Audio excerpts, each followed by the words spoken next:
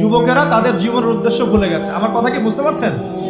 আচ্ছা, এটা এক নাম্বার। দুই, মাদক। মাদক, যুবকদের সামনে মাদকের সহজলভ্যতা। চাইলেই হাত বাড়ালেই মাদক, হাত বাড়ালেই ইয়াবা, হাত বাড়ালেই ফেন্সিডিল, হাত বাড়ালেই হেরোইন, তাই না? কথা ঠিক না বেঠিক?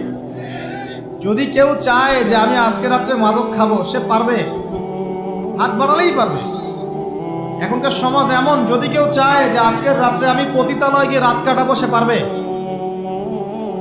500 টাকা 1000 টাকার বিনিময়ে মানুষ এখন জেনা করতে পারে না? 5 টাকা 10 টাকা 50 100 টাকা দিয়ে মানুষ এখন ইয়াবা কিনে খেতে পারে। আর যারা সীমান্তবর্তী অঞ্চলে আছেন তারা আরো ভালো জানেন আমার কথা কতটুকু সত্য কতটুকু মিথ্যা। যুবকদের সামনে মাদক এমনি এমনি দেওয়া হয় নাই। উদ্দেশ্য কি? তোমার দ্বারা ইসলামের বিজয় সম্ভব ছিল। মাদক সেবন করায় তোমাকে সরায় দিয়েছে ওই রাস্তা থেকে। কথা বুঝতে পারছো? খুব সতর্ক। 3 নাম্বার, জুয়া। জুয়া তোমার সামনে জুয়া দিয়ে দিয়েছে। জুয়া, ফুটবল বিশ্বকাপ হইলে জুয়া, IPL হইলে জুয়া, BPL হইলে জুয়া, ফুটবল ফিফা হইলে জুয়া।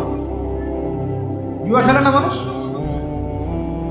আর যে যুব সমাজ তাদের জীবনের উদ্দেশ্য জানে না, তাদের পক্ষেই সম্ভব এইসব মেসি, আর্জেন্টিনা, ব্রাজিল এইসব নিয়ে ব্যস্ত থাকে।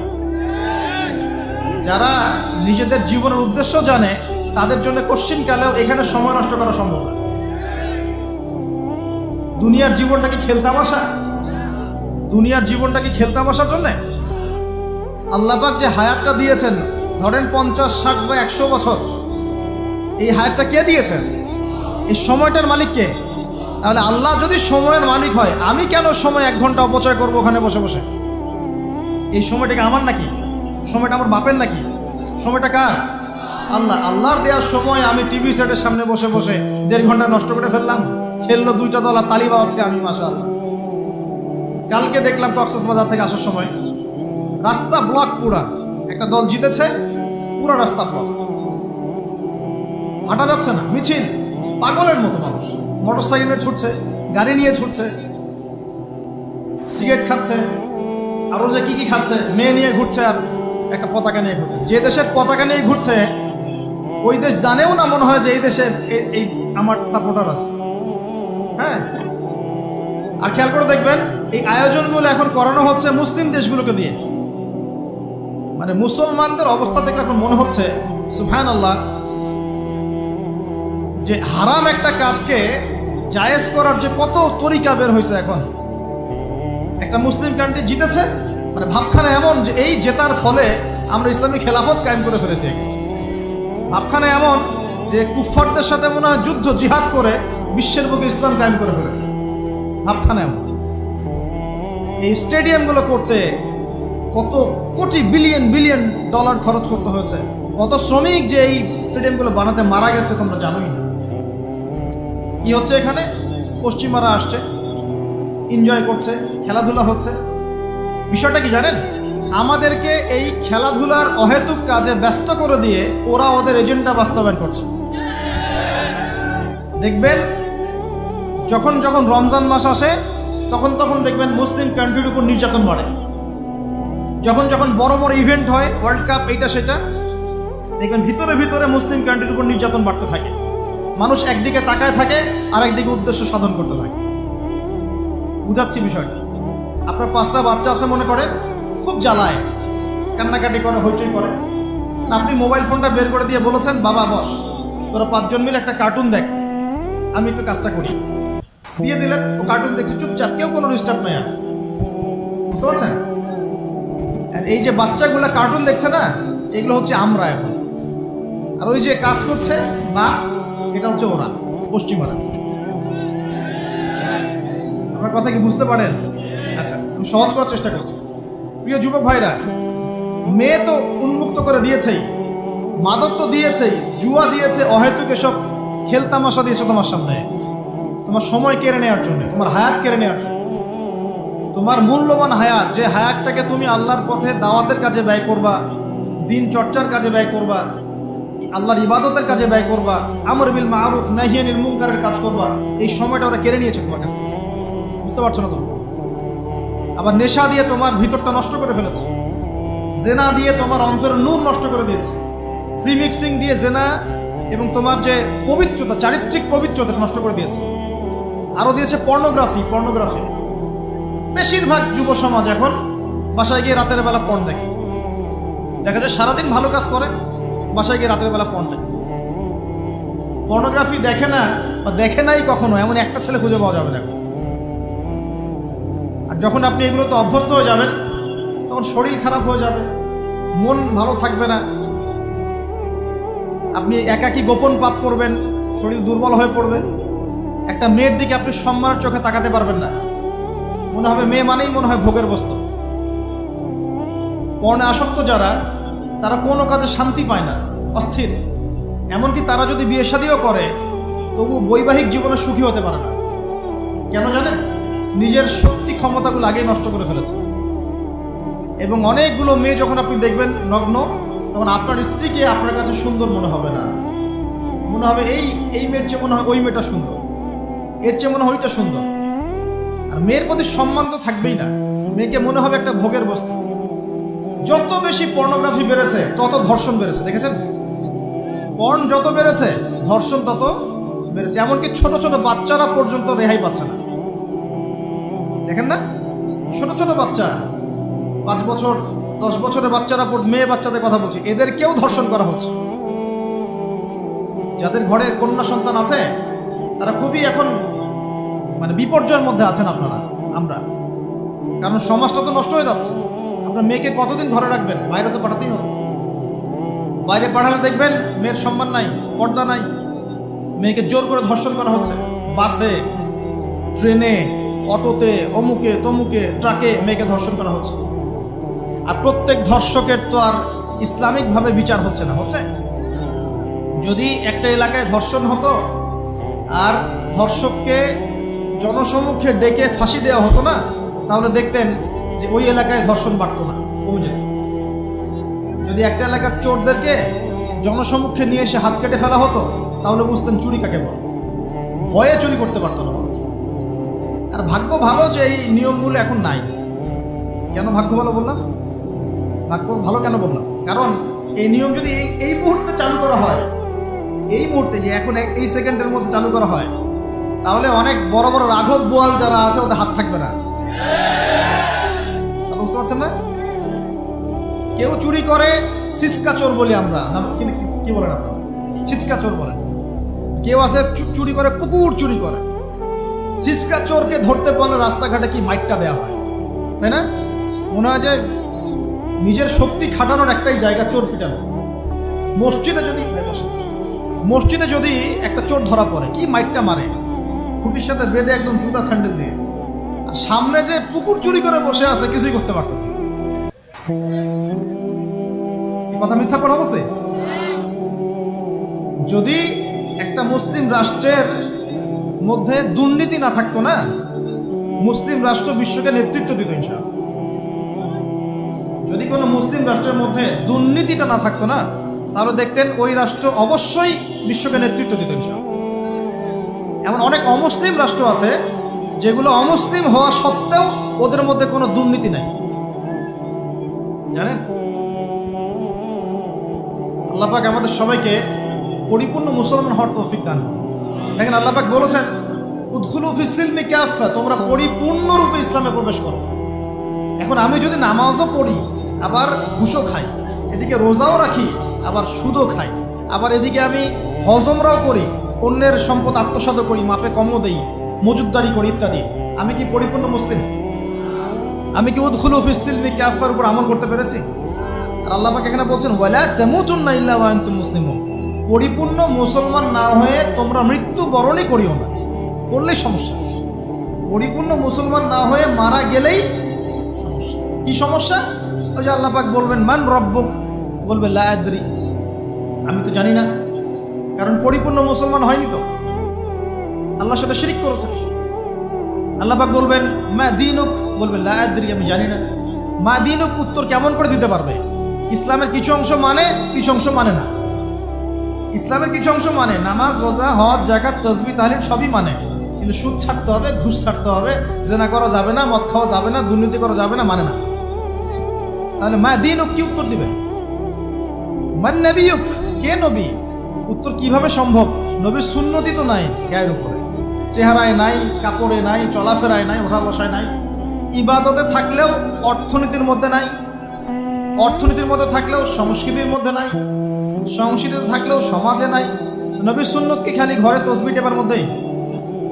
মানে আমরা খালি সুবহানাল্লাহ সুবহানাল্লাহ পড়বো এটাই সুন্নত? দাড়ি ছেড়ে দিব এটাই খালি সুন্নত? টাকনোর উপরে কাপড় পরবো এটাই কি খালি সুন্নত? সমাজের মধ্যে সুন্নত নাই, অর্থনীতির মধ্যে সুন্নত নাই, ব্যবসা বাণিজ্যের সুন্নত নাই, চাকরি বাকরিতে সুন্নত নাই, পরিবারের সুন্নত নাই, সংস্কৃতির মধ্যে সুন্নত নাই, আর রাষ্ট্রের কথা বললাম না, ওটা বাদ দেন, ওটা এই যুগে সম্ভব না। ইল্লা মাশা আল্লাহ, যদি আল্লাহ পাক না চান। ওইদিকে আমি কথাই বলতে যাচ্ছি না, আমি সমাজ পর্যন্তই আছি, এর উপর যাচ্ছি। প্রিয় ভাইয়েরা, যুবক ভাইদের কথা বলে আমি সামনে যাব। 1 নাম্বার কি বলেছি, তোমরা সতর্ক থাকবে মেয়ে থেকে। কি থেকে? মেয়ে থেকে 100 হাত দূরে। 100 হাত মানে আমি বলি, পরামর্শ দেই, আমি তোমাদের ভাইয়ের মতো, ছোট হই আর বড় হই। আর আমাকে এইসব আল্লামা শায়েখ এইসব বলার দরকার নাই। আমি একদম তালেবে ইলম, এখানে বড় বড় অনেক আলেম ওলামায়ে কেরাম আছেন, আমি খুব বিব্রত বোধ করছি কথা বল। আমি জানি যে হকপন্থী ওলামায়ে কেরাম যারা, তারা আমাদের মতো অনলাইনেও আসেন না, ফেসবুক ইউটিউবে ভিডিও পাবেন না, এমনও আলেম বাংলাদেশে আছেন জানেন, যারা বহু আলেম তৈরি করছেন, মাদ্রাসা খেদমত করছেন।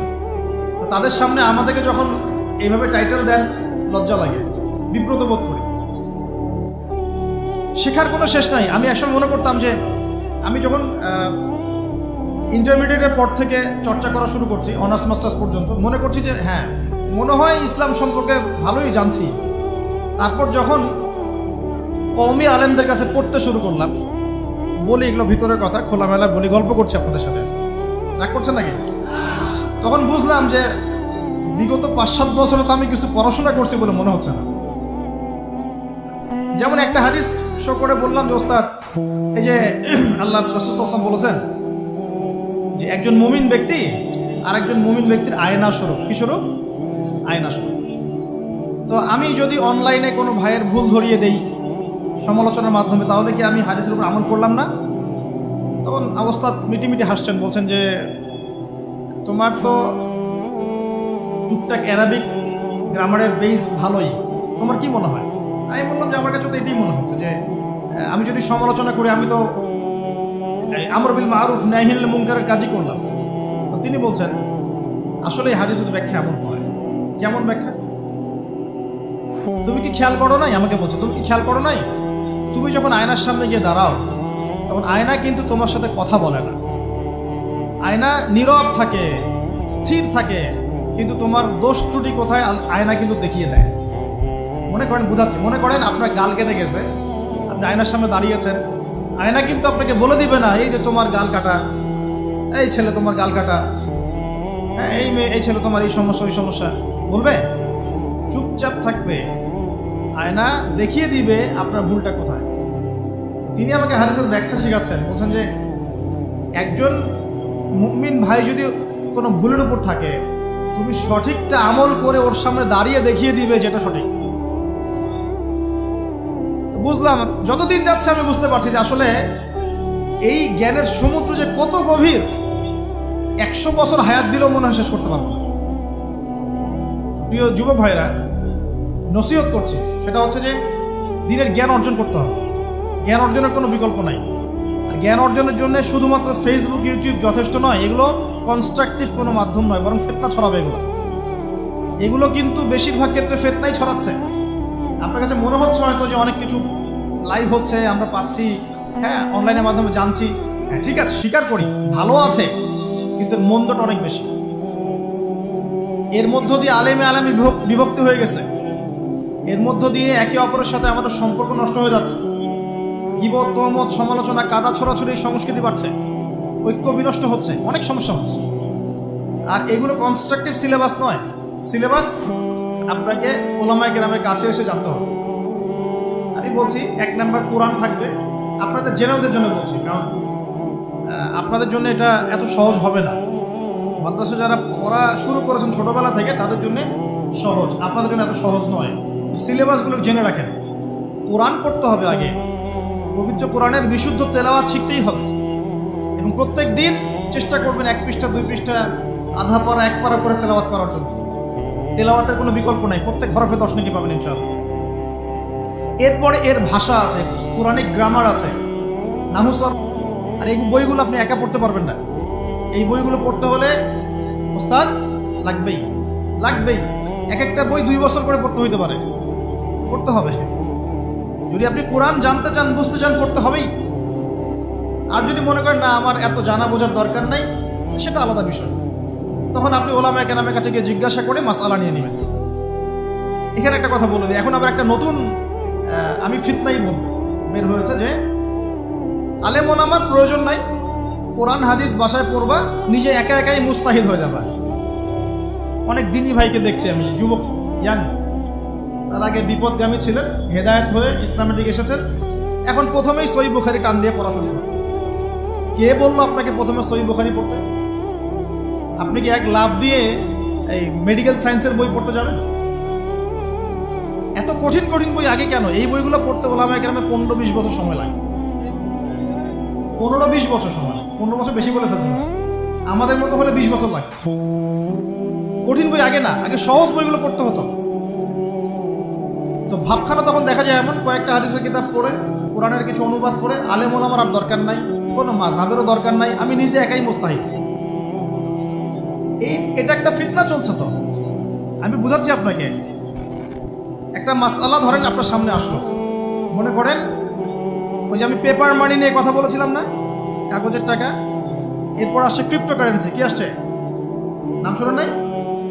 ইলেকট্রনিক মানি তো চলে আসছে, যে ইলেকট্রনিক মানি দিয়ে আপনারা লেনদেন করছেন না, এরপরে আসবে ক্রিপ্টোকারেন্সি। ক্রিপ্টোকারেন্সি মানে বিটকয়েন।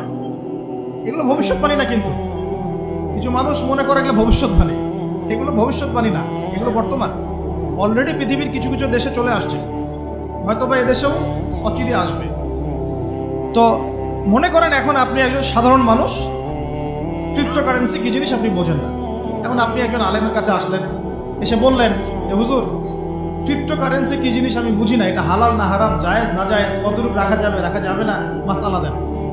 এখন আমি যদি আপনাকে বলি এই যে ভাই নেন কোরআন, এই যে তাফসীর ইবনে কাসির নেন, জালালাইন নেন, মারিফুল কোরআন নেন, এই যে বুখারী, মুসলিম, তিরমিজি, আবু দাউদ, নাসাই, সবগুলো নেন, বাসায় গিয়ে পড়াশোনা করে মাসআলা বের করেন, পারবেন? সম্ভব? সম্ভব কি? কে পারবে? যিনি মুস্তাহিদ। আর একটা সমাজের মধ্যে মুস্তাহিদ মানুষের সংখ্যা কতজন থাকে? অল্প কিছু। বেশিরভাগ মানুষই তো অন্ধ অনুকরণ তাকলিদ করতে হবে তাকে। তখন এই যে আপনি আমার কাছ থেকে মাসআলাটা জানলেন, এই মাসআলা জেনে নেওয়াটা কি আপনার জন্য উচিত না অনুচিত? আপনার এই মাসআলা জেনে নেওয়াটা কি উচিত না অনুচিত? এই মাসআলা আমার কাছে বা আলেমের কাছে না জানলে কিভাবে শিখবেন আপনি? শেখার জন্য আপনাকে আসতে হবে না? এটাই মাযহাব, এটাই মাযহাব। এখানে বিভ্রান্তির কোনো সুযোগ নাই যে আমি এগুলা মানি না, আমি খালি বইপত্র একা একা পড়বো, আলেম হয়ে যাবে, সম্ভব না। যখন আমরা কলেজে পড়তাম অনেক সময় মনে হতো যে হয়তো বা সম্ভব, যখন পড়া শুরু করেছি তখন দেখছি যে না, এই সমুদ্রে ডুব দেওয়া কেবল শুরু, এর তলানি খুঁজে বের করতে 100 বছর লাগবে মনে হয়। আল্লাহ ভালো জানে। আল্লাহু আকবার। দিনের জ্ঞান অত বেশি। আলী রাদিয়াল্লাহু আনহু একটা কথা বলে দিয়ে সামনে যাচ্ছি। আলী রাদিয়াল্লাহু আনহু শেষ বয়সে বলছেন, তাকে প্রশ্ন করা হচ্ছে যে আপনার কি কোনো দুঃখ আছে জীবনে? আলী রাদিয়াল্লাহু আনহু বলছেন যে আমি শুরু থেকে নবী সাল্লাল্লাহু আলাইহি ওয়াসাল্লামের পাশে ছিলাম, আমার দুঃখ নাই, তবে একটা মনের কষ্ট। কি? আমি যে জ্ঞানগুলো শিখেছি নবীর কাছ থেকে সাল্লাল্লাহু আলাইহি ওয়াসাল্লাম, সেই জ্ঞান বিতরণ করার জন্য কোনো পাত্র খুঁজে পেলাম না। কি গভীর কথা! যে জ্ঞান শিখেছি এটা বিতরণ করার পাত্রই খুঁজে পেলাম না। তাহলে পাত্র, আমরা তো পাত্র, জ্ঞান বিতরণ করবেন ওলামায়ে কেরাম। পাত্র আমরা যদি পরিষ্কার না হই, জ্ঞান কিভাবে পাবেন? সম্ভব? আরেকটা বিষয় বলে দেই, যখন আপনি জ্ঞানের চর্চায় মাঠে নামবেন, আল্লাহ পাক আপনার সম্মানার্থে ফেরেশতার পাখা আপনার পায়ের নিচে বিছিয়ে দিবেন ইনশাআল্লাহ। আর যখন আপনি জ্ঞান চর্চা করে আলেম হবেন ইনশাআল্লাহ তাআলা, আপনার জন্যে আসমান জমিনের সমস্ত মাখলুক, এমনকি সমুদ্রের নিচের মাছ, গর্তের ভিতরের পিপিলিকা, সবাই আল্লাহর কাছে আপনার জন্য ইস্তেগফার করবে ইনশাআল্লাহ। একটা হাদিসে নবীজি বলেছেন যে আকাশের চাঁদটাকে তোমরা যেমন দেখো উজ্জ্বল অন্য নক্ষত্রগুলোর তুলনায়, ঠিক তেমনি সাধারণ মানুষের উপরে একজন আলেমের মর্যাদা এমন। প্রিয় ভাইয়েরা, যুবক ভাইদেরকে বলছে, স্পেশালি আজকের লেকচারটা স্পেশালি তোমাদের জন্যই, এই ফাঁদগুলো থেকে বেঁচে থাকবে এবং এলেম অর্জন করবে। এলেম অর্জনের কোনো বিকল্প নয়, এবং এলেম অর্জনের জন্য সিলেবাস লাগবে। আর অনেক বইপত্র একা একা পড়তে পারবে না, আলেম ওলামাদের সংস্পর্শ লাগবেই, অন্যথায় পারবে না। এর পাশাপাশি আপনি সিরাতের বই পড়বেন, ইতিহাস পড়বেন, ইসলামিক অর্থনীতি পড়বেন, হ্যাঁ, ভূরাজনৈতিক প্রেক্ষাপটের বইগুলো পড়বেন, এগুলো ঠিক আছে। এবং জেনারেল লাইনে যেখানে পড়াশোনা করছেন এই পড়াশোনাও কন্টিনিউ করবেন, এবং আপনার প্রতিভা দিয়ে আপনার জায়গা থেকেই ইসলামের খেদমত করবেন ইনশাআল্লাহ। পারা যাবে না? আল্লাহ তৌফিক দান করুন। যুবক ভাইদের সামনে এই ফাঁদ। কেন ফাঁদ? কারণ যুবক ভাইরা যদি জীবনের উদ্দেশ্য জেনে ফেলে এবং ইসলাম প্রতিষ্ঠার কাজে আত্মনিয়োগ করে, তাহলে কুফার শক্তি পালানোর জায়গা খুঁজে পাবে না ইনশাআল্লাহ। প্রিয় ভাইরা, আল্লাহ রাব্বুল আলামিন বলছেন মুমিনদেরকে, হে মুমিনরা, তোমরা আল্লাহকে ভয় করো। দেখুন, 6টা পিলারে বিশ্বাস না করা পর্যন্ত কেউ মুমিন হয় না। কয়টা পিলার? 1 নাম্বার হচ্ছে আল্লাহর প্রতি বিশ্বাস। 1 নাম্বার আল্লাহর প্রতি বিশ্বাস। 2 ফেরেশতা মণ্ডলীর প্রতি বিশ্বাস। 3 আসমানি কিতাব সমূহে বিশ্বাস। 4 নবী রাসূলগণের প্রতি বিশ্বাস। 5 পরকালের প্রতি বিশ্বাস। এবং 6 তাকদীরের ভালো মন্দের প্রতি বিশ্বাস। এই 6টা পিলারকে মনে বিশ্বাস করতে হয়, মুখে স্বীকৃতি দেওয়া লাগে এবং কাজেও বাস্তবায়ন করতে হয়, তারপর আপনি মুমিন হবেন ইনশাআল্লাহ। আল্লাহ পাক বলছেন আমাদেরকে, এই মুমিনদেরকে, তোমরা আল্লাহকে ভয় করো, ভয় করার মতো ভয় করো। এটার ব্যাখ্যা কি? ভয় করা মানে কি? শুধু নেক আমল করা মানেই আল্লাহকে ভয় করা নয়। আল্লাহ পাকের যত নিষেধ আছে এই নিষেধগুলো ছেড়ে দেওয়ার নাম হলো আল্লাহকে ভয় করা। যদি আমি নামাজ পড়ি, প্রমাণিত হবে না যে আমি আল্লাহকে ভয় করি। হারাম ছেড়ে নামাজ পড়েন, হালাল খেয়ে নামাজ পড়েন, প্রমাণ হবে আপনি আল্লাহকে ভয় করেন। নামাজ পড়াটা একটু সহজ কাজ, কিন্তু এই হারাম রিজিক ছেড়ে দেয় এত সহজ কাজ নয়। রোজা রাখা সহজ কাজ তুলনামূলক, কিন্তু সুদ ঘুষ ছেড়ে দেওয়া এত সহজ কাজ নয়। তাসবিহ তাহলিল করা সহজ কাজ, কোরআন তেলাওয়াত করাও সহজ কাজ তুলনামূলক, কিন্তু ওই বোনের সম্পত্তি তাকে ফিরিয়ে দেওয়া এত সহজ নয়। অন্য মুসলিম ভাইয়ের মান সম্মান রক্ষা করা তো সহজ নয়। পরিবারে পর্দা এবং নামাজ কায়েম করা তো সহজ নয়। এবং এই সুদ ঘুষ দুর্নীতি অন্যের সম্পদ আত্মসাৎ থেকে বের হয়ে আসা এত সহজ নয়। তাকওয়া মানে কি? পরিপূর্ণরূপে ইসলামে প্রবেশ করা, আল্লাহ পাকের যাবতীয় হুকুম আহকাম মেনে চলা, আদেশও এবং নিষেধ। আল্লাহ পাক বলেন শেষে, ওয়ালা তামুতুন্না ইল্লা ওয়া আনতুম মুসলিমুন। একজন নবীর কথা খালি বলবো, বিশৃঙ্খলা করেন না, একটু ধৈর্যের সাথে বসেন। আমরা খুব লম্বা আলোচনা করবো না, একটু বসেন, শেষ করে দিচ্ছি আস্তে আস্তে। আর যদি কারো কোনো প্রশ্ন থেকে থাকে এভাবে চিরকুট আকারে আমাদের এখানে দিতে পারেন ইনশাআল্লাহ। মুসলিম না হয়ে মৃত্যুবরণ করো না। আল্লাহ পাকের কালাম পবিত্র কোরআনের মধ্যে সূরা হজ নামে একটা সূরা আছে। এখানে আল্লাহ পাক সূরা হজের মধ্যে ইব্রাহিম আলাইহিস সালামের কথা বলছেন যে হুয়া সাম্মাকুমুল মুসলিমিন। ইব্রাহিম আলাইহিস সালাম সেই নবী যিনি তোমাদের নাম মুসলিম দিয়েছেন। কি দিয়েছেন? আচ্ছা, ইব্রাহিম আলাইহিস সালামের 2টা ঘটনা বলবো খালি, আমি আপনাকে ইসলাম দেখাচ্ছি কি জিনিস। দেখুন, তার স্ত্রীকে আল্লাহ পাক বলছেন রেখে আসো, হাজেরা আলাইহিস সালামকে রেখে আসো মক্কার কাবা ঘরের কাছে, যেখানে কোনো মানুষ নাই, কোনো খাবার পানি কিচ্ছু নাই, সাথে ছোট সন্তান ইসমাইল। দেখেন, রেখে আসার সময় কিন্তু ইব্রাহিম আলাইহিস সালাম আল্লাহকে বলেন নাই যে আল্লাহ আমি আমার স্ত্রী সন্তানকে ওখানে কেন রেখে আসবো, এর পিছনে যুক্তি কি, এর পিছনে বিজ্ঞান কি, এর পিছনে দর্শন কি জিজ্ঞাসা করেছিলেন? আল্লাহ পাক বলেছেন সামি'না আতা'না। সন্তান বড় হয়েছে, আল্লাহ পাক বলছেন তাকে জবাই করতে হবে।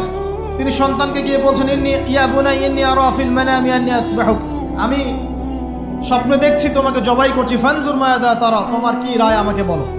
সন্তান বলছে এবার ইয়া আবাতি, হে আমার আব্বা, ইফআল মা তু'মার, আপনাকে যে আদেশ করা হয়েছে সে আদেশ আপনি পালন করেন। সাতাজিদুনি ইনশাআল্লাহু মিনাস সাবিরিন, ইনশাআল্লাহ আপনি আমাকে ধৈর্যশীল পাবেন। কে বলছে এটা? ইসমাইল। ইসমাইলের মধ্যে কি এখনকার তরুণদের জন্য আদর্শ নাই? যে বয়সে ইসমাইল আলাইহিস সালাম বলছেন আব্বা আমাকে জবাই করে দেন, কোনো সমস্যা নাই, ইনশাআল্লাহ আপনি আমাকে ধৈর্যশীল পাবেন। ওই বয়সের আমাদের তরুণ প্রজন্ম, টিকটক প্রজন্ম, ওই বয়সে আমাদের তরুণ প্রজন্ম যে কিশোর গ্যাংয়ে যোগ দিয়েছে, জেনা করেছে, মাদক খাচ্ছে, জুয়া খেলছে, এই যে জার্সি গায়ে দিয়ে ঘুরে বেড়াচ্ছে। দেখেন, এই ওয়াজে আসার সময় দেখলাম যে কিছু ছেলে দাঁড়িয়ে আছে ওখানে। কি হচ্ছে ওখানে দাঁড়ায়? বক্তা এখন আসে নাই, সিগারেটের প্যাকেট থেকে সিগারেট বের করে টান দিচ্ছে ওখানে। বক্তা তো এখন আসেন, টান টান দিয়ে যায়, তারপর বসে। মাদক বলতে কি বোঝো তোমরা? খালি গাঁজা, ইয়াবা, ফেন্সিডিলি মাদক? সিগারেটটা মাদক না? জর্দা খাই, এটা কি মাদক না? এগুলো মাদকের মধ্যে পড়ে। এগুলো ফ্যাশন হয়ে গেছে এখন। আল্লাহ পাক তোমাদেরকে এগুলো থেকে হেফাজত করুন। আমি দেখেন, ইসমাইল বলছেন, হে আমার আব্বা, আমাকে আপনি জবাই করে দেন যদি আল্লাহ আদেশ করে থাকেন, আমাকে ধৈর্যশীল পাবেন ইনশাআল্লাহ। মা বোনদের জন্য বলছে এখানে একটা কথা দেখুন, প্রিয় মা বোনরা ভালো করে শুনুন। দেখুন, ইসমাইল আলাইহিস সালামকে কিন্তু তার বাবা বড় করেন নাই। ইসমাইল আলাইহিস সালাম বড় হয়েছেন মক্কায় তার মায়ের কাছে, হাজরা আলাইহিস সালামের কাছে। আর ইব্রাহিম আলাইহিস সালাম থাকতেন সিরিয়ায়, শামে, তার আরেক স্ত্রী সারা আলাইহিস সালামের সাথে। তিনি যাওয়া আসা করতেন। আর তখনকার যাওয়া আসা এত সহজ ছিল না, তখন কোনো মোটর যান ছিল না। দেখুন, যেমন মা তেমন সন্তান। কেমন মা? হাজরা আলাইহিস সালামকে বলা হচ্ছে যে তোমাকে এখানে রেখে যেতে আল্লাহ আদেশ করেছেন। হাজরা আলাইহিস সালাম বলছেন, এখানে তো কোনো পানিও নাই, কোনো খাবারও নাই, আপনি এখানে আমাদেরকে একা ফেলে যাচ্ছেন। ইব্রাহিম আলাইহিস সালাম বলছেন, আল্লাহর আদেশ, কিছু করার নাই। এখন হাজরা আলাইহিস সালাম বলছেন, আচ্ছা যদি আল্লাহ আদেশ করে থাকেন তাহলে ইনশাআল্লাহ আল্লাহ আমাদের হেফাজত করবেন, আল্লাহর প্রতি আমি পূর্ণ তাওয়াক্কুল করলাম। কে বলছেন? হাজরা। এই হাজরা আলাইহিস সালামের দেখেন, এখানে তো কোনো খাবারই নাই, পানিও নাই, এক মশক পানি, একটু খাবার, দ্রুতই শেষ হয়ে গেল। শেষ হওয়ার পর তিনি ছোটাছুটি করছেন, suffer Marwa, suffer Marwa, suffer Marwa, কোথাও যদি একটু পানি পাওয়া যায়। কি তাওয়াক্কুল আল্লাহর প্রতি! ছোটাছুটি করছেন, বাচ্চা ইসমাইল কান্নাকাটি করছে। মায়ের এই ছোটাছুটি আল্লাহর কাছে এত পছন্দ হয়েছে, যতদিন হজ থাকবে এই হাজরা আলাইহিস সালামের স্মৃতির সাথে জড়িত এই সাই থাকবে। এবং এই ঘটনা আল্লাহর কাছে এত পছন্দ হয়ে গেল যে আল্লাহ পাক জিবরাইল আলাইহিস সালামকে পাঠিয়ে জামজাম কূপের পানি বের করে দিলেন, যেই কূপের পানি জীবনে কখনো শেষ হয় না, পানি খেলে খিদাও লাগে না। চিন্তা করে দেখেন, গ্যালন গ্যালন পানি যাচ্ছে, গ্যালনের পর গ্যালন জামজাম থেকে প্রত্যেক দিন। এমনকি মদিনায় গেলেও আপনি জামজামের পানি পাবেন, মসজিদে কুবায় গেলেও জামজামের পানি পাবেন। আর পৃথিবীর বিভিন্ন জায়গায় তো আমরা নিয়ে আসছি। শেষ হয়েছে? পানির স্তর 1 ইঞ্চি পর্যন্ত নিচে নেমেছে। দেখেন, আল্লাহর প্রতি যখন মানুষ পূর্ণ তাওয়াক্কুল করে তখন আল্লাহর মারিফত নেমে আসে। যখন মানুষ আল্লাহর প্রতি পূর্ণ তাওয়াক্কুল করে ফেলবে তখন আল্লাহ পাক আধ্যাত্মিকত্ব দিয়ে দিবেন। এটা কি বিজ্ঞান দিয়ে ব্যাখ্যা করা যায়? একজন ফেরেশতা আসলো, পাখা দিয়ে আঘাত করলো, মাটি থেকে ঝর্ণা বের হওয়া শুরু হলো। এখনকার বিজ্ঞান বিশ্বাস করবে? কোনো যুক্তি দর্শন বিশ্বাস করবে? এই যে মা, তাওয়াক্কুল কাটিনি মা, তার গর্ভ থেকে জন্ম নিয়েছে ইসমাইলের মতো সন্তান, যে বলছে, আব্বা আমাকে জবাই করতে চাইলে করে দেন, কোনো সমস্যা নাই, আল্লাহর ইনশাআল্লাহ আপনি আমাকে ধৈর্যশীল পাবেন। এই জন্য বলি, আমাদের পরিবারের মায়েরা যদি হাজরা আলাইহিস সালামের মতো হতে না পারে তাহলে ইসমাইলের মতো প্রজন্ম তৈরি হবে না। অতএব প্রিয় মা ও বোনেরা, একটা নসিহত যথেষ্ট আপনাদের জন্য, যে নিজেরা হাজরা আলাইহিস সালামের মতো আল্লাহর প্রতি পূর্ণ তাওয়াক্কুল কারিনী হয়ে যান। নামাজ ছাড়িয়েন না। কোনো মহিলা যদি মাত্র 4টা কাজ করতে পারে, নবী সাল্লাল্লাহু আলাইহি ওয়াসাল্লাম বলেছেন জান্নাতে যাওয়ার জন্য সবগুলো দরজা খুলে দেওয়া হবে। 1 নাম্বার, কোনো মহিলা যদি 5 ওয়াক্ত নামাজ পড়ে, এখানে শুধু ফরজ নামাজের কথা বলা হচ্ছে, নফলের কথাও বলা হচ্ছে না। 2 নাম্বার, যদি একজন মহিলা রমজান মাসে সওম রাখে, ফরজ সওম, ফরজ রোজা, নফল রোজার কথাও বলা হচ্ছে না। 3 নাম্বার, যদি মহিলা, একজন নারী যদি তার সতীত্বকে হেফাজত করতে পারে, পর্দা মেনে চলতে পারে। এই পর্দা বলতে আমরা ডিজিটাল বোরখা বোঝাচ্ছি না।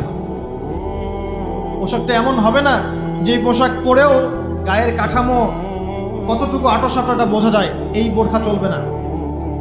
বোরখা এমন হবে না, পোশাক এমন হবে না যে বাহির থেকে ভিতরের অঙ্গ দেখা যায়, এই বোরখা চলবে না। পোশাক এমন হবে না যে পোশাকটা পুরুষদের পোশাকের সাথে সাদৃশ্য আছে, গেঞ্জি টি শার্ট পরা যাবে না। পোশাকটা এমন হবে না যেই পোশাকটা অমুসলিমদের সংস্কৃতির সাথে বা ধর্মীয় কালচারের সাথে সাদৃশ্য আছে, এমন পোশাকও চলবে না। যদি কোনো নারী 3 নাম্বার তার লজ্জাস্থানের হেফাজত করতে পারে, মানে শরঈ পর্দা মেনটেন করতে পারে, আর পর্দা করে যদি কলেজে গিয়ে আর ইউনিভার্সিটিতে গিয়ে সহি প্রেমে লিপ্ত হন, তাহলেও পর্দা হবে না। কথা বোঝাতে পারছি না মনে হয়? পর্দা করেও যদি ইউনিভার্সিটিতে গিয়ে গ্রুপ স্টাডি করতে হয় গায়রে মাহরামের সাথে, এই পর্দাও চলবে না। পর্দা মানে পর্দা। পর্দা করে যে দুলা ভাইয়ের সাথে কুটুস কুটুস গল্প করা শুরু করেন, ইডিস পিডিস, চলবে না পর্দা। দেবর আর ভাবি, এখন দেখেন না, দেবর ভাবি, শালি দুলা ভাই, চাচাতো ভাই চাচাতো বোন, কোন জায়গায় সমাজ গিয়েছে জানেন? এমনও নিউজ বাংলাদেশে এসেছে, নাউজুবিল্লাহ বলতে বলতে রুজুতে বাঁধে, যে বাবা মেয়ের সাথে পর্যন্ত জেনা করে ফেলেছে। এই ঘটনা জানেন না? বাংলাদেশে একাধিক ঘটনা ঘটেছে।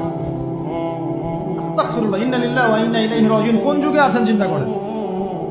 কেউ কারো থেকে বাদ না, শিক্ষকের সাথে ছাত্রী, ছাত্রর সাথে শিক্ষিকা, বসের বস আর কলিগ, মহিলা কলিগ বস, মহিলা বস, পুরুষ কর্মচারী, হ্যাঁ, অমুক কর্মকর্তা, তমুক কর্মকর্তা। মাঝখানে একটা সিসিটিভির ফুটেজ ফাঁস হয়ে গেল, দেখলেন না কি হইল?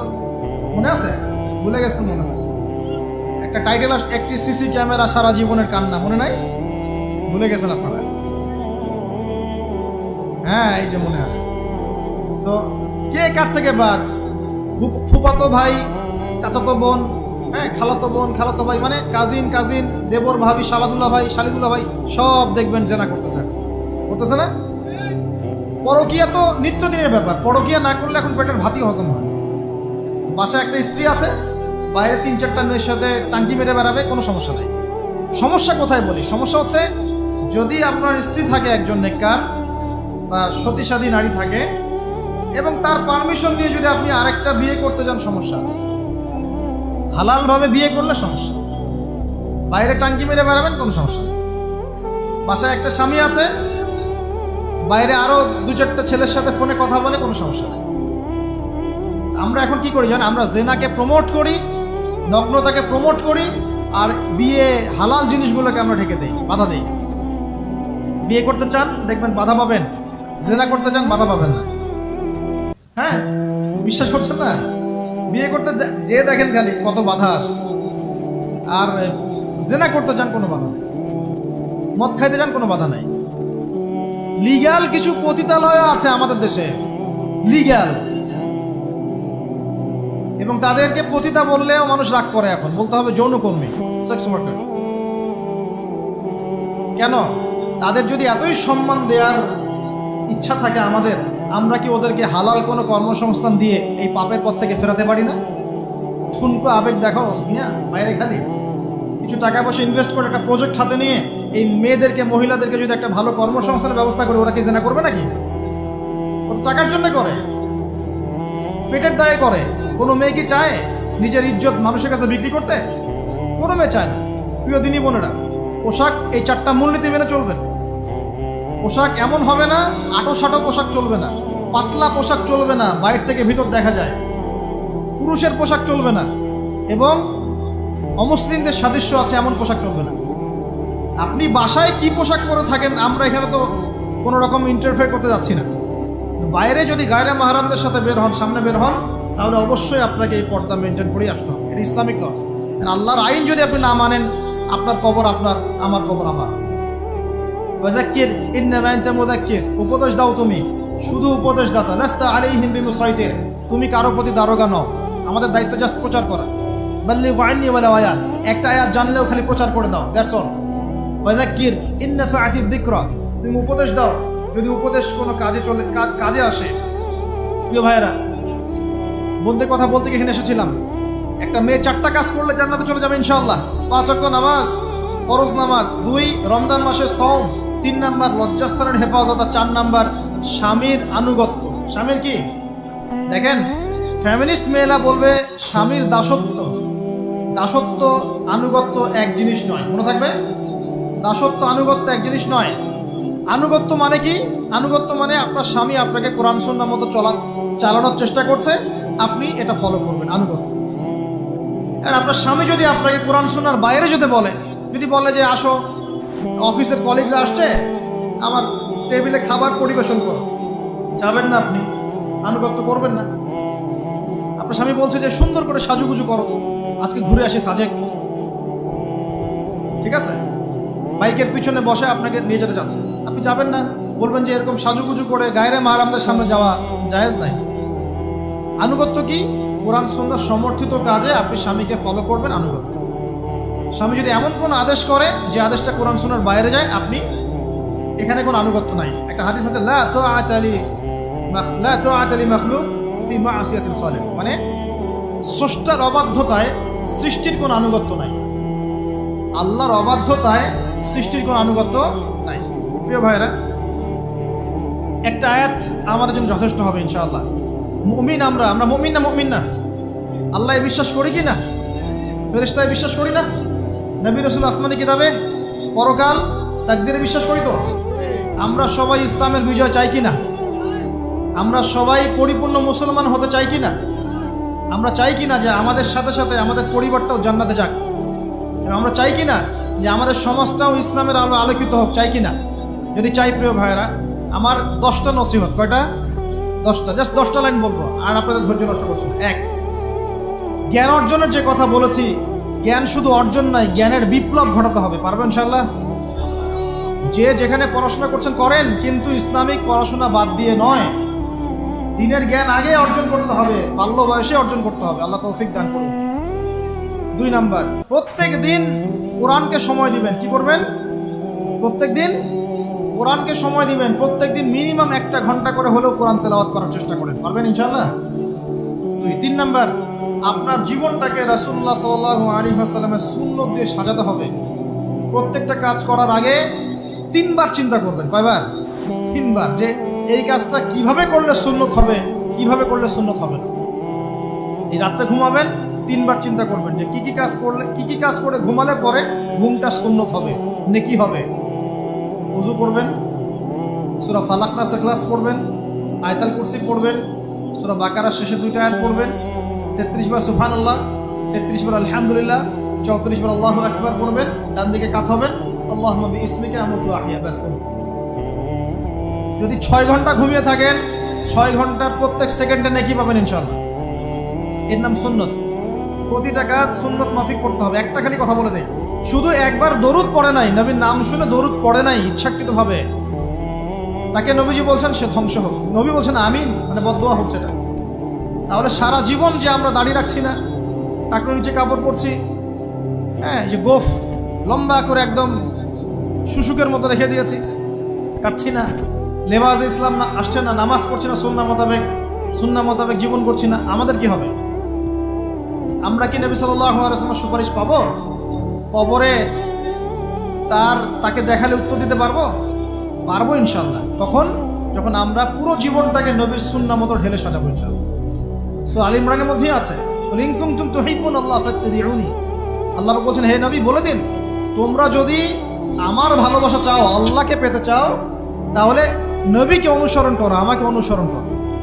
আল্লাহ পাক কি করবেন? ইউহিব্বুকুমুল্লাহ, আল্লাহ পাক তোমাদেরকে ভালোবাসবেন। ইয়াগফির লাকুম যুনুবাকুম, আল্লাহ পাক তোমাদের সমস্ত গুনাহ মাফ করে দেবেন ইনশাআল্লাহ। আল্লাহু গফুরুর রহিম। 3 নাম্বার বলেছি, ভাই নবীর সুন্নাহ মতো জীবন গড়েন। 4, একটা হালাল রিজিক অন্বেষণ করেন, হারামে যাবেন না। ওয়াদা করেন যে না খেয়ে মরে গেলেও হারাম রিজিকে যাবেন না। পারবেন তো ইনশাআল্লাহ? আল্লাহ পাক তৌফিক দান করুন। 5 নাম্বার, পরিবারের আদর্শ হবে জান্নাতি আদর্শ। পরিবারের মধ্যে অনইসলামিক কোনো কালচার ঢুকতে দিবেন। টিভিটা আছে না পরিবারে, আসার মানে আছে ভেঙে দিবেন। যদিও বা টিভির চেয়ে ডেঞ্জারাস জিনিস এখন আমাদের হাতেই থাকে। টিভি তো তাও মানুষ সবাই একসাথে বসে দেখতো, যে যার মতো দেখতে পারতো না।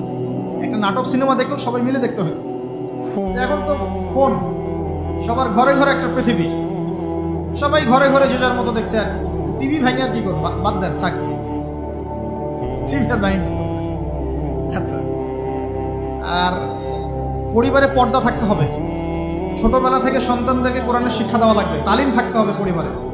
পরিবারে হালাল রিজিক থাকতে হবে। আরেকটা কথা বলি, পরিবারে মেয়েদের প্রতি, স্পেশালি মেয়েদের প্রতি নরম থাকবেন, কঠিন হয় না।